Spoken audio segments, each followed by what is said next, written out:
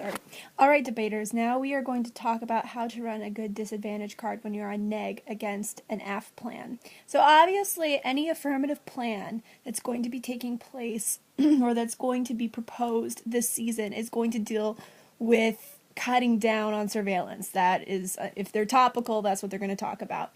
There are some disadvantage cards that I provided you in the shared folder, and a lot of these are very generic. As far as if you curtail surveillance, this is what's going to happen. So obviously that's going to work against any plan.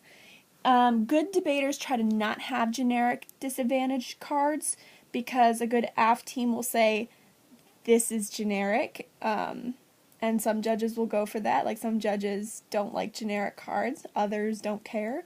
I'm one of those people that if there's a generic card, as in generic means that it can be run against any plan regardless of, it's not unique to that plan.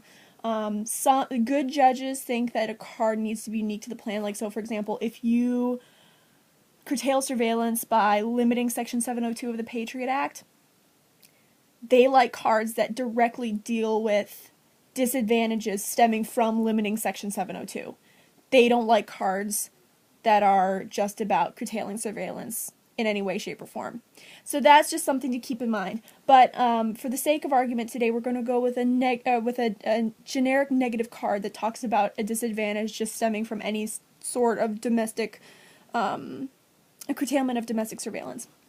So if you go to the Terrorism DA document that I shared with you on the shared folder, in the coaches folder of the shared policy folder, terrorism, ever since I remember starting debating, has always been big. Terrorism and nuclear war and mass starvation and militarization of space. Those are like the four big things that debaters just love to whip out, that the world's going to end, or people are going to all starve to death, or the oceans are going to rise because militarization of space is going to cause melting of glaciers. Whatever it might be, debaters love to catastrophize everything. So, once again, card is the same exact format. You've got the tag, the cite, and the block. The block, once again, has underlined parts of which you just read the underlined parts. And this person was really diligent about underlining, because you can, the best underlining jobs for blocks are ones that you don't actually have to do any work during the round. You literally, he's underlined, for example, there's a part where they put, this is, by the way, page 3 again of the PDF. Let me see, is it page 3 really? Yeah, it's page 3 of the PDF, where the tag is terror threat high now, ISIS targeting U.S. soil surveillance techniques are key to solve. So basically, once again, this can be run against any plan because it says surveillance techniques are key to solve this terrorism threat. That's, of course, going to work against any AF plan that argues for the curtailment of surveillance. But this person did a really fantastic job, because you can see kind of in the middle of the card, there's a part where it says United States, and he just underlined it in bolded U and S, so they can literally just read through and say U.S. rather than United States. So this person was really, really diligent. So this is how you're going to run the disadvantage. And with the topicality, if you've watched the other topicality video, you know that topicality talks about it being a voter, fairness and clash, bright line, and then maybe some sort of stylistic thing about underlying the fact that if you don't have topicality, you can debate about anything. That's similar for disadvantages. There are certain things you need to... With solvency and inherency, you can just talk about why you should win solvency and inherency. There's no real format. With disadvantages, there, as with topicality, there's also a format. And the format is link, brink, and impact. So, practice saying those: link, brink, impact. So you're going to read the card, as before, the tag, cite, block. So, terror threat high now, ISIS targeting U.S. soil, surveillance techniques are key to solve. This comes from Homeland Security Today from September 4th, 2015, so it's a very recent source, Judge.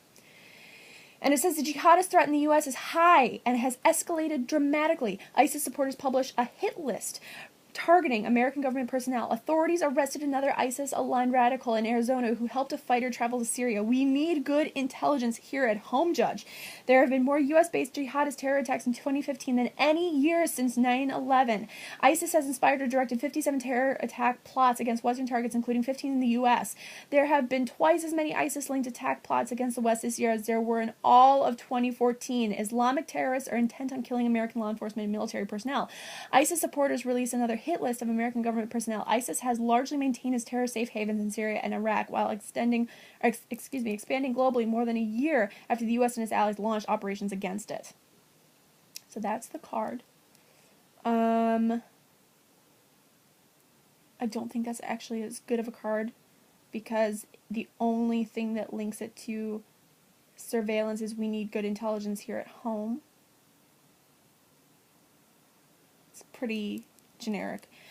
However, if you were going to run this card, once again, link, brink, and impact. What is the link? Well, as I said, it's a very generic link, but the link is that the plan is proposing curtailing domestic surveillance, and this card says surveillance techniques are key to solve, so that's a link to the plan. The brink is now, if we do not continue to conduct surveillance against potential threats against the United States, our security is going to be substantially decreased, and it's going to be, in fact, detrimental to overall U.S. Individual and national security. And if we stop surveying today, we are going to see impacts today. You always want to say the brink is now. You always want to say the brink is now.